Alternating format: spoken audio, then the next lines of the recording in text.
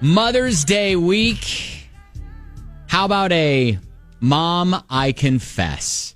Maybe it's something that, your mom doesn't know that you've done. Don't worry, she's not listening. I'll start. Okay.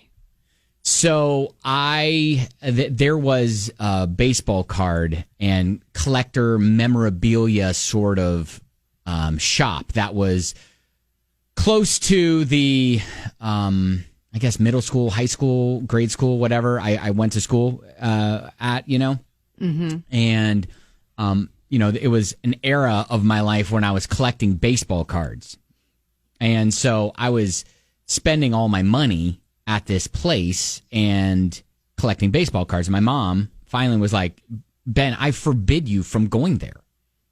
And to be honest, like, this place is, one of those, like, it's kind of seedy when I think back to it. It's like a little room in the back of this building.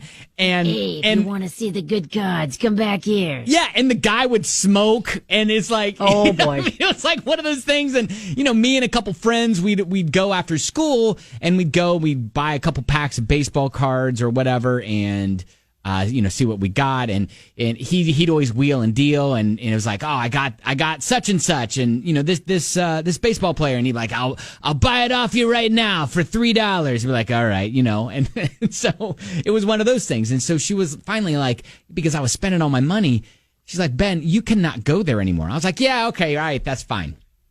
So I would take I guess, quarters out of my sister's piggy bank and my piggy bank, and I would tape them together so you couldn't hear them jingling in my pocket. Oh, wow. And I would continue that addiction. For how long? How long did this continue? It continued at least for another, I don't know, maybe 6 months after she told me to stop. Wow. Maybe longer, but then I just eventually, I think, maybe the shop closed. Okay, and then you just I had to cold turkey. Fizzled out. Yeah. And I had to cold turkey it. You know, yeah. So had to be done. Yeah, had to be done. Maybe that was karma going, you know what? This kid's never gonna learn. Nope. Yep. Yeah, we're gonna have to go ahead and shut this thing down. But gonna put himself in the poorhouse. He's gonna start owing people. I know. So. It's a Mom, I confess. I think it's funny because Kelly on Facebook says, are you trying to get a 46-year-old grounded for the rest of her life? Maybe. No, your mom's not listening. Nope. It's all right. Nope, there's no statute of limitations with my mom. Grounded. You're grounded. But, Mom, I'm an adult. You're grounded. 502-795-1997. Would love to hear your Mom, I confess story. All right, we'll get some of those on next.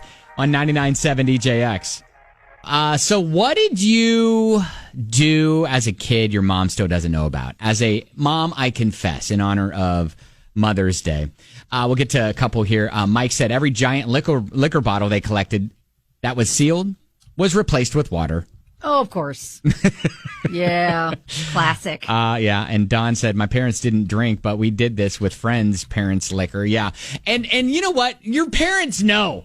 They know, because the liquor, it shouldn't freeze, but especially if they put it in the freezer, like vodka or something, and it freezes, that's a telltale sign. Now, you can get away with it if your parents don't really, visit the liquor cabinet all that often. Like, if they're not big drinkers, but they just have it on hand. They just have it for parties or whatever. Right, exactly.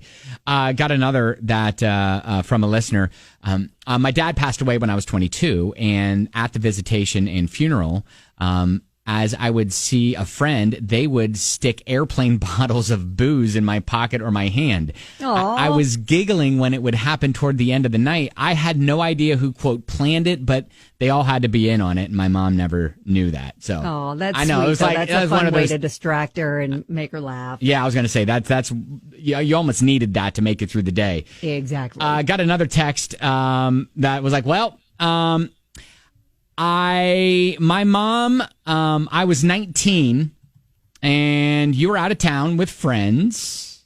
I took your car, went to Lexington. Oh, God. I didn't put gas in the car on the way back, so I had to persuade you that you just forgot to put gas in it before you left. Oh, I can convince you. Nope, that's your fault, Mom.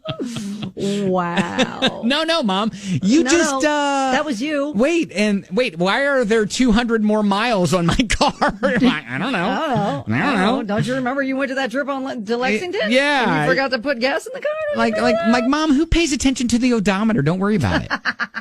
I got another text. I stole my dad's favorite CD, the big Norah Jones album. That was a good album. Sold it to a music store for cash to buy fast food. Oh my gosh. Ended up replacing the CD at Christmas time. Sold a CD just to get fast food? Like that's, you're hard up for cash when you're a kid and you're like, man, I need a hamburger bad. Yeah. What around the house can I sell? Oh, that one. That album sucks. I'm going to sell that. I'm going to go ahead and sell this. Got another message from a listener. How about I'm a mom and I have a confession to my kid? Oh. Plot twist. Every so often you announce you're going to your room with the tablet so you can do some research. Pretty sure you're not doing research. Oh my gosh. By the way, he's 13. Oh, wow. Oh, what is he watching? Let me just say he is doing research, okay? Okay. Oh, God. And you know what? Listen. No. Before you enter, make sure you knock so he can save his research. Stop it! Stop talking. Stop talking. Stop talking. Stop talking because you're stepping into my world right now. Stop talking. Stop it. He needs to save all his research. Stop. So you need to wait a second before you just go in. Oh, my God. All right, we'll stop there. This is really spiraling out of control. All right, good stuff.